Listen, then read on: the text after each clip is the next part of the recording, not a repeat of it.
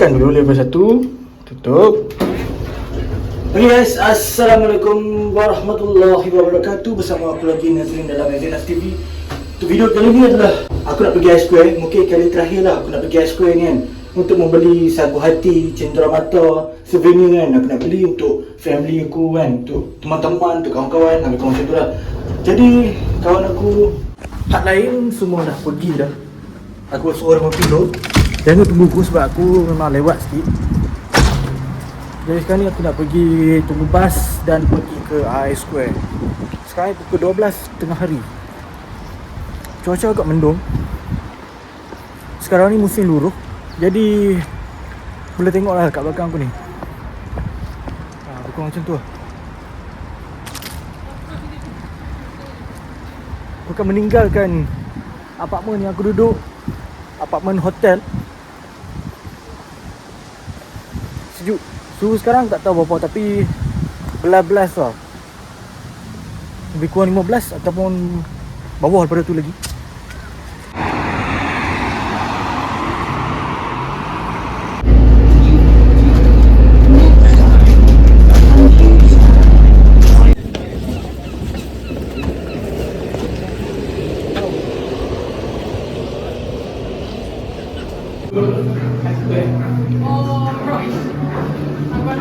Quite fun. We are thinking a lot in the dog. Bye. Take care.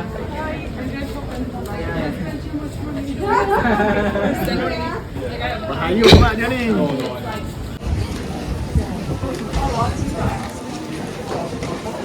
Ini?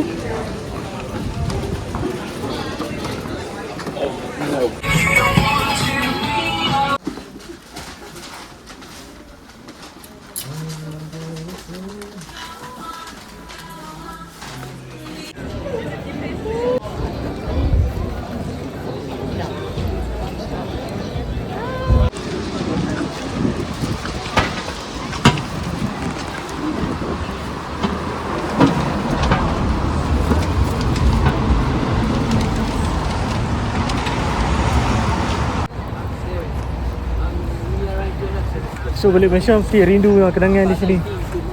Mestilah rindu, especially about the weather, you know. Oh. Tengok mulut ni kering tak biak tau. 4 kali berweselin lagu tu.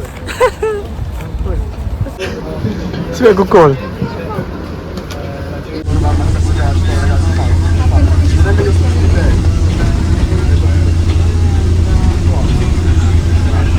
Next stop.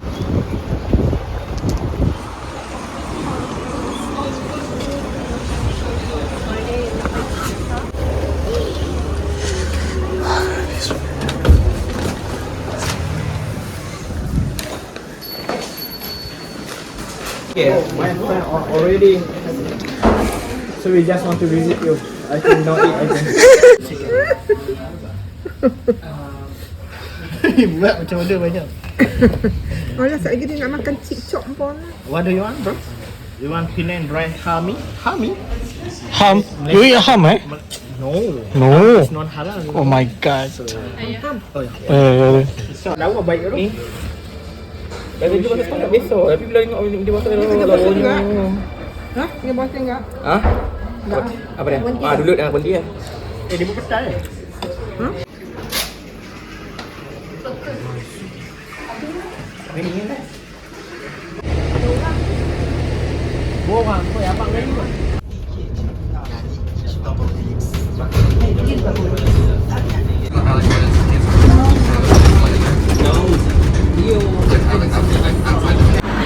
Hari ini pengalaman first time terajak ke Pondok Best.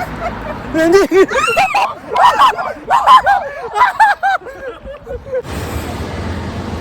Oh.